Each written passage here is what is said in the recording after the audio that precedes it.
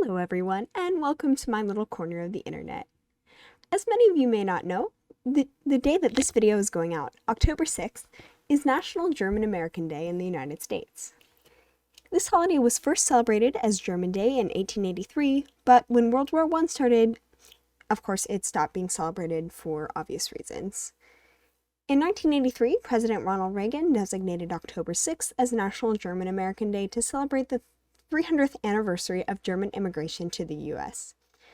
This day is dedicated to celebrating the first German immigrants to settle in America and the founding of Germantown in present-day Philadelphia in 1683.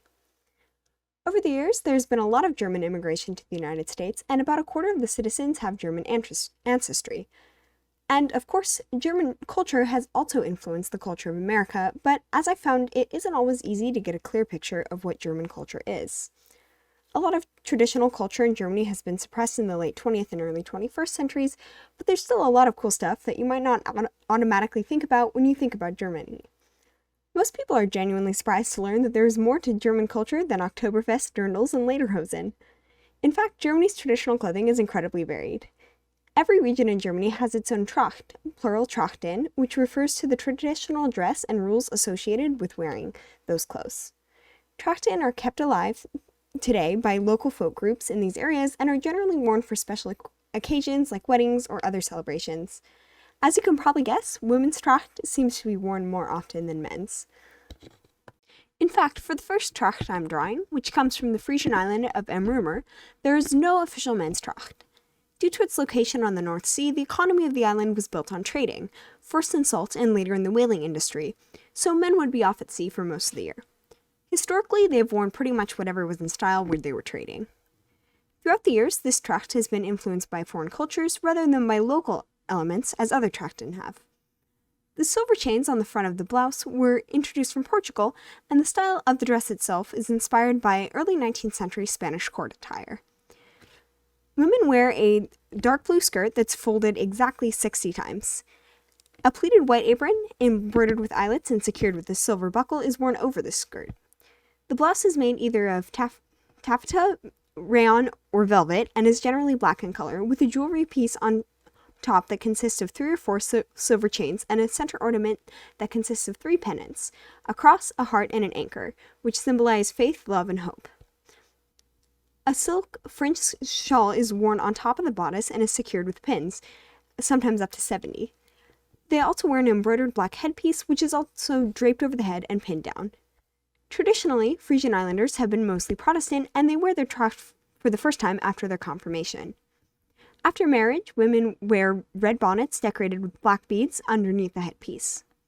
The tracht of this region was intended to show off the wealth of the wearer and her family, so it is intended to be as magnificent and fancy as possible. For this reason, the outfits are passed down through the family because new clothing can cost thousands of euros. This is personally one of my favorite trachts. I think that the colors are so pretty, and I love all the nautical elements.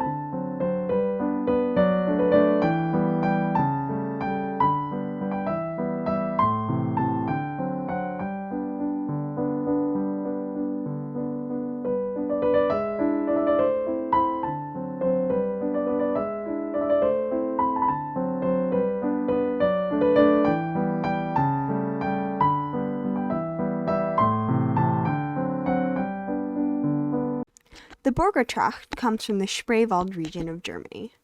This tract comes from the Sorbian culture, which is an ethnic minority in Germany. The Spreewald region was settled around 500 AD by Slavs from north of the Carpathian Mountains, and their culture is still present in the area to this day. Spreewald Tracht is defined by the traditional dance costumes from the town of Borg. The draped bonnet is the most notable feature of the tract, and it is only produced in one place in the town today. It is pinned to a cardboard support structure which gives it its shape. A pleated velvet skirt, trimmed with embroidered lace and supported with several petticoats, is worn under a lace apron.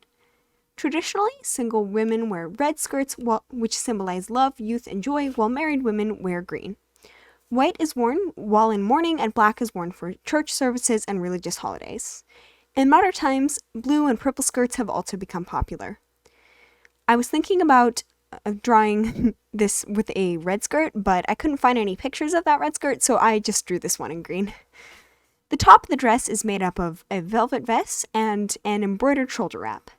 While there is men's tracht in the Spreewald region, it is not as elaborate or commonly worn as the women's tracht, and it hasn't evolved over time. I couldn't find a good picture of it either, so I decided not to draw it. I also really like this tracht. It's really pretty, although I can't imagine how long it must take to put on, or how it stays in place while you dance.